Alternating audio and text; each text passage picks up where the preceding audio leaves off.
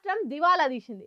బయటికి పోయి తెలంగాణకు అప్పు ఇయ్యండ్రంటే దొంగను చూసినట్టు చూస్తున్నారు అన్నట్టే చెప్పిండు కదా సీఎం రేవంత్ రెడ్డి.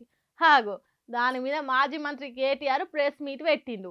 ముఖ్యమంత్రి సాబ్ మాట్లాడిన మాటలల్లో ఉన్న నిజమెంత అబద్ధమెంత అనేది పూసగుచ్చినట్టు చెప్పుకొచ్చిండు. అరే కేటీఆర్ ఏం మాట్లాడిండు, సీఎం రేవంత్ రెడ్డిని ఎసోంటి మాటలు అన్నాడు అనేది ఒకసారి చూద్దాం పాన్రి. ఇంకెవరు రావన్నా?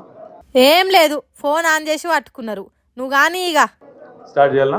చెయ్యుండ్రి, ఇప్పటికే ఆలస్యమైంది, ఇక కానీయండ్రి.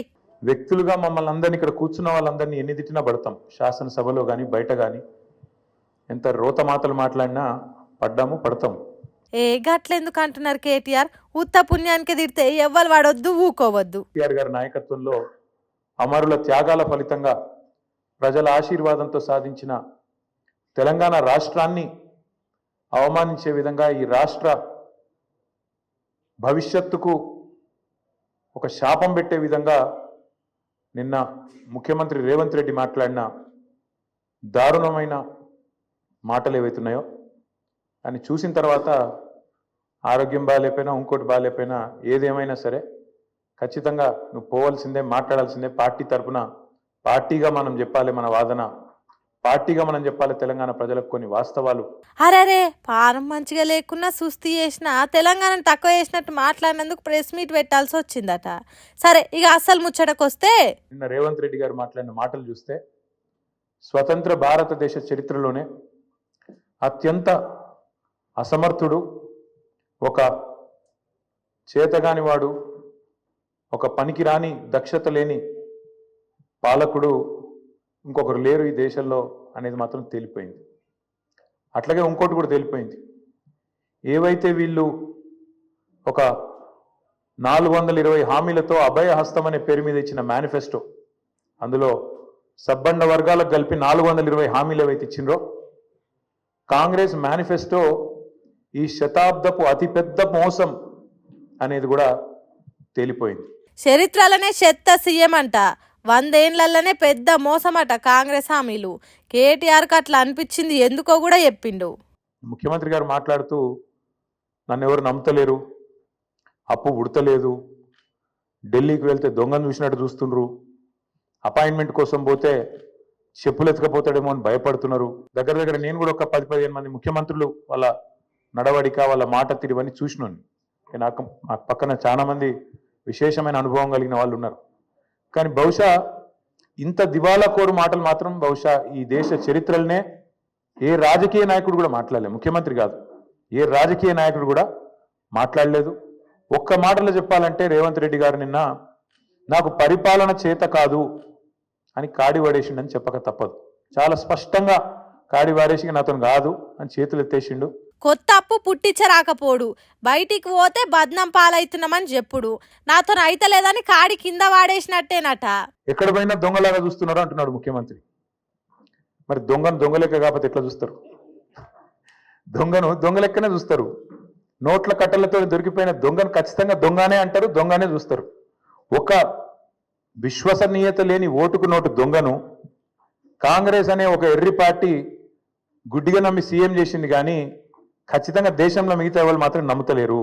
హాగో అట్లున్నదట సీఎం రేవంత్ రెడ్డి పరిస్థితి. అందుకే నేను అంటున్నా, తప్పు చేసింది రాహుల్ గాంధీ, తప్పు చేసింది ఏఐసిసి, దొంగ చేతికి తాళం ఇచ్చి ఇవాళ తెలంగాణ చేతికి చిప్పవచ్చే పరిస్థితి చేసింది ఖచ్చితంగా ఆల్ ఇండియా కాంగ్రెస్ కమిటీ, ముఖ్యంగా దానికి బాధ్యుడు లీడర్ ఆఫ్ ఆపోజిషన్ గా ఉన్న రాహుల్ గాంధీ గారు అని చెప్పి నేను చెప్తా ఉన్నా. అంటే రేవంత్ రెడ్డిని కాంగ్రెస్ పార్టీకి అధ్యక్షుని చేయకపోతే, ఒకవేళ చేసిన తెలంగాణ రాష్ట్రానికి ముఖ్యమంత్రిని చేయకపోతే ఇప్పుడు ఇట్లా ఉండకపోవు తెలంగాణ పరిస్థితి అన్నట్టు చెప్తున్నాడు కేటీఆర్.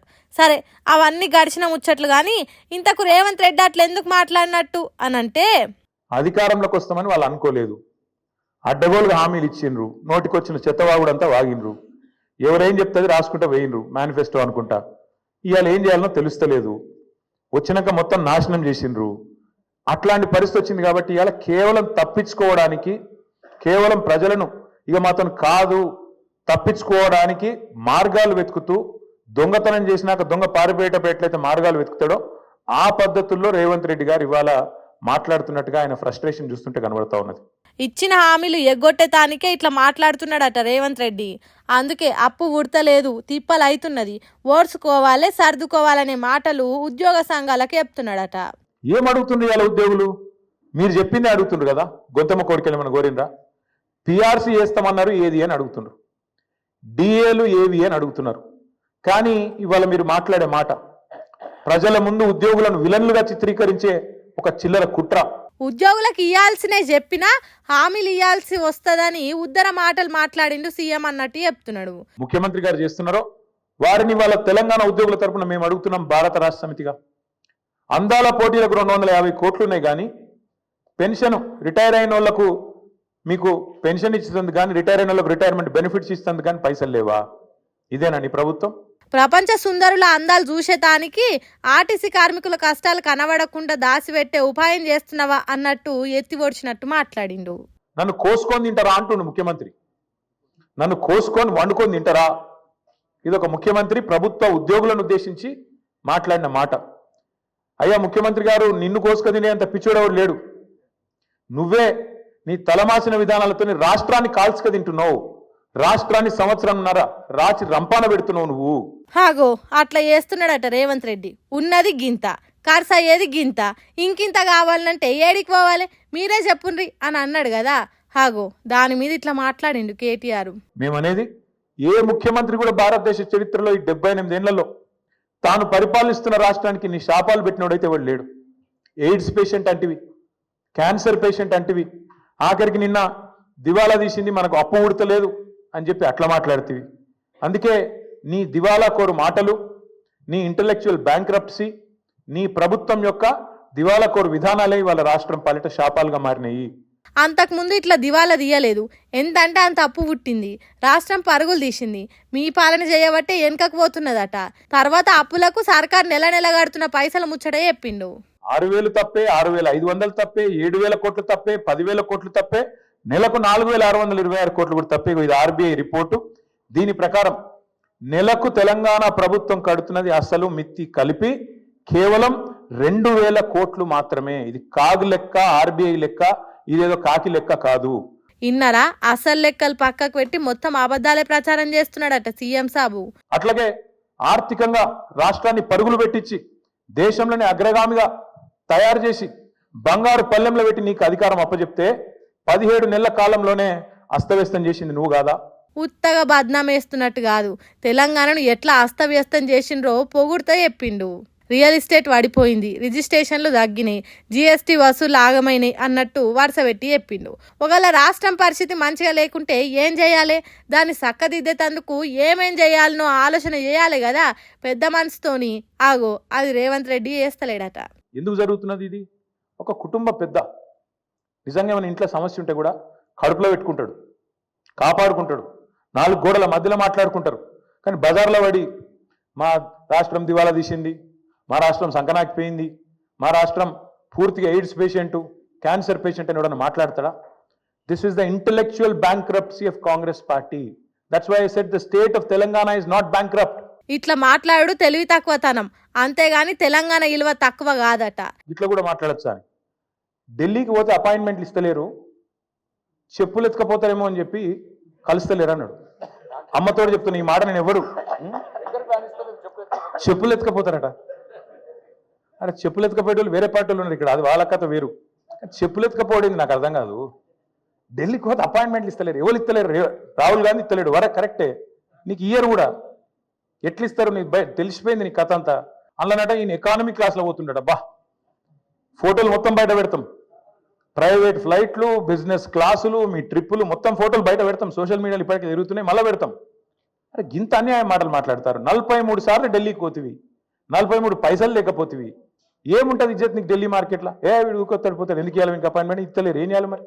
నువ్వు మూటలు మోసేందుకు వస్తున్నావు ఢిల్లీకి, రాహుల్ గాంధీకి మూటలు ఇస్తేందుకు వస్తున్నావు. మొదలు మర్యాద ఉంటుంది, ఇక ఆఖరికి దొంగలెక్కనే చూస్తారు.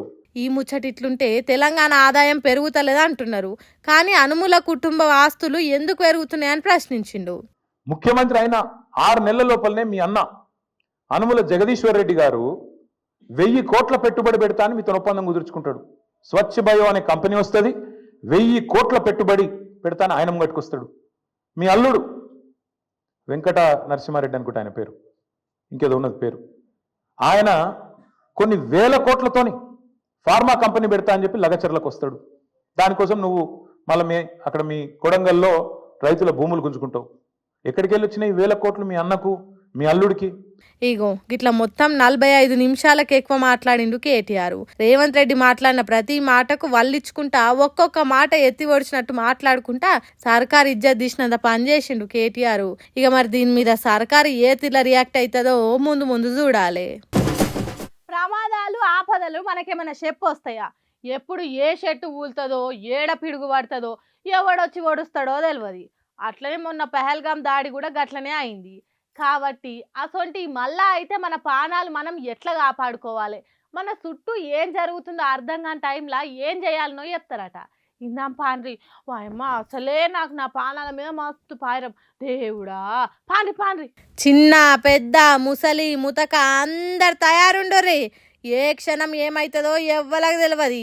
కాబట్టి ఎప్పుడు అలారం మోగితే అప్పుడు సురక్షిత జాగలకు వర్రి. ఇప్పుడు ఉన్నట్టుండి ఏంది లొల్లి మాకు అంటారా? పహల్గా ఉగ్రదాడి అయినాక మనోళ్ళు చాలా జాగ్రత్త పడుతుర్రు. ఇప్పటికే అన్యాయంగా 28 మంది ప్రాణాలు పోయినాయి. ఇప్పుడు మళ్ళీ అజాగ్రత్త వల్ల ఈ పొరపాటు జరగొద్దని కొన్ని ఆలోచనలు చేసింది. అదే మాక్ డ్రిల్. ఇదేందంటే ఎమర్జెన్సీ టైంలో జనాలు ఎట్లా రియాక్ట్ కావాలి, ఏం చేయాలి అని అవగాహన పెంచుతారు అన్నట్టు. ఒకవేళ దాడి జరుగుతుంది అనిపిస్తే హెచ్చరిక సైరన్ మోగినప్పుడు ఎట్లా రియాక్ట్ కావాలి, కరెంటు పోతే ఎసొంటి జాగ్రత్తలు తీసుకోవాలి, అవసరాల కోసం ఫస్ట్ ఎయిడ్ కోసం ఇళ్ళల్లో ఉంచుకోవాల్సిన సామాన్లు ఏంటి, మందులేంటి, ఏదన్నా ఆపద వస్తే అప్పుడు ఉన్నట్టుండి ఏం చేయాలనో తెలియదు. కాబట్టి ఏం చేయాలి, ఆ ఆపదల నుండి ఎట్లా బయటపడాలి అనేది నేర్పిస్తారు. ఇక దాన్నే మాక్ డ్రిల్ అంటారు. ఇది రేపటి నుండే దేశం మొత్తంలో 244 జిల్లాలల్లో సివిల్ మాక్ డ్రిల్ షురూ చేస్తారట. ఈ జిల్లాలను 3 కేటగిరీలు లెక్క వంచిర్రు. అణు విద్యుత్ కేంద్రాలున్న ఢిల్లీ, ముంబై, సూరత్, వడోదర, కక్రాపూరు, తారాపూరు, తాల్చేరు, కోట, రావత్బట, చెన్నై, కల్పక్కం, నరోరా వంటి ప్రాంతాలు కేటగిరీ 1 కిందికి వస్తాయి. ఇక కేటగిరీ 2లా హైదరాబాద్, విశాఖపట్నం సహా 2001 జిల్లాలు ఉన్నాయి. 3వ కేటగిరీలో 45 జిల్లాలు ఉన్నాయి. మరీ ముఖ్యంగా హైదరాబాద్, విశాఖపట్నంలల్లా ఎయిర్పోర్ట్లు ఇంకా జనాలు ఎక్కువ ఉండే జాగాలు షాన్ ఉన్నాయి. కాబట్టి అసొంటి జాగాలలోనే ఈ మాక్ డ్రిల్స్ షురూ చేస్తారట. కాబట్టి కొన్నొద్దుల దాకా ఎంత జాగ్రత్త ఉంటే అంత మంచిది. పైలమ్మల